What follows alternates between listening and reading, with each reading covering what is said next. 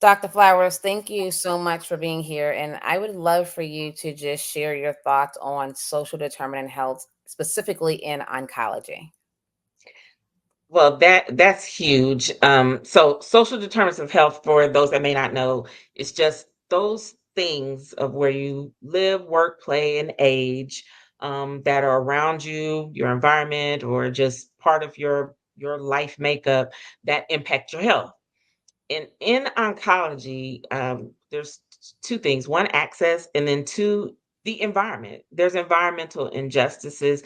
Um, there are and I shared with you, I started my career as a nuclear medicine technologist. And so I did a lot of imaging procedures on cancer patients in the oncology center. And I worked in Texas, and I would get clusters of patients from certain towns. Mm, And it wasn't that these patients were, old. I've had patients as young as 20. Um, with breast cancer, from this one town. I won't name the town, but and it turned out there was a factory in that town that was producing some environmental pollution that was contributing to the cancer rates, the alarming cancer rates of women in that area. And for some reason, it was coming out as breast cancer in women, and it was all ages. And it was really heart wrenching to see.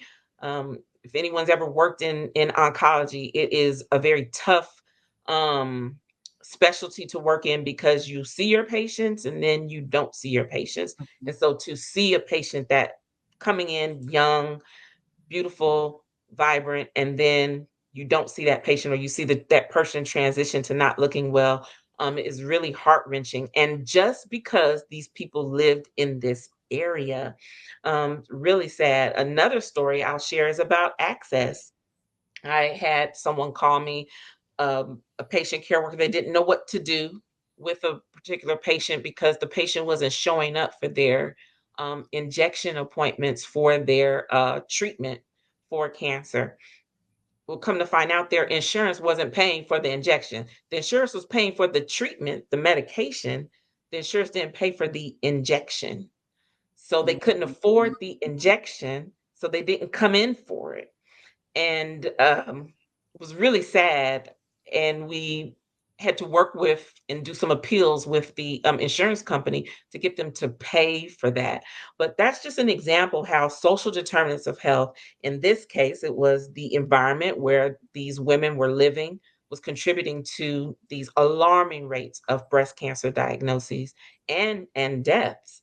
And then in another case, the access or someone's inability to afford, it was $140 injection, but they couldn't afford that. And because of that, their cancer began to spread.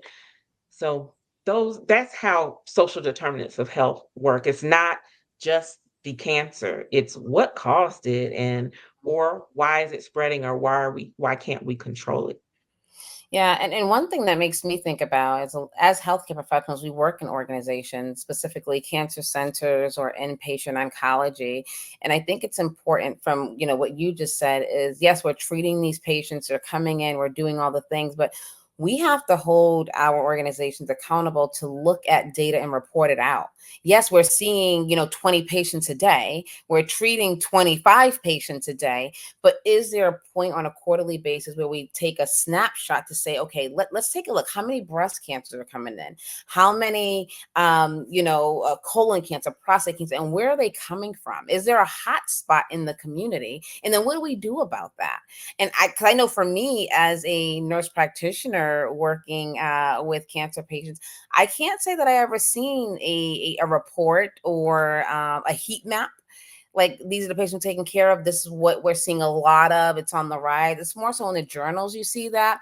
But I think as organizations, we should be looking at that and have access and knowledge of what's happening in communities around us. So that is, and I know you help organizations really collect and analyze that data, correct? Most definitely. So that even speaks to that legislation that I was talking about in the state of New York, the Health Equity Impact Assessment, which right now is tied to the Certificate of Need application. So if a healthcare organization wants to, build a new wing or close a maternity wing or an oncology wing or whatever, we have to look at how that's going to impact that community that they serve. And so we'll pull the public health data, the demographics of the zip codes that they serve, but in addition to that, the data companies that we work with also look at those social determinants of health. So we try to aggregate that data to look at it and say, okay, what trends are we seeing? How are the services that this organization is really contributing to this community? And then what is the voice of the community? What is this community saying that they need or are experiencing with this organization? And then we help work with that organization past this health equity impact assessment to put some type of controls in place to help better serve the communities that they serve. That's amazing. Yeah. So that makes me think, being founder and CEO of Collaborative Cancer Care, we need to pull some data. We're just getting started, but I'm definitely going to put that on the calendar of pulling data of who we're seeing, what types of cancers, and what kind of mental health issues are coming in with.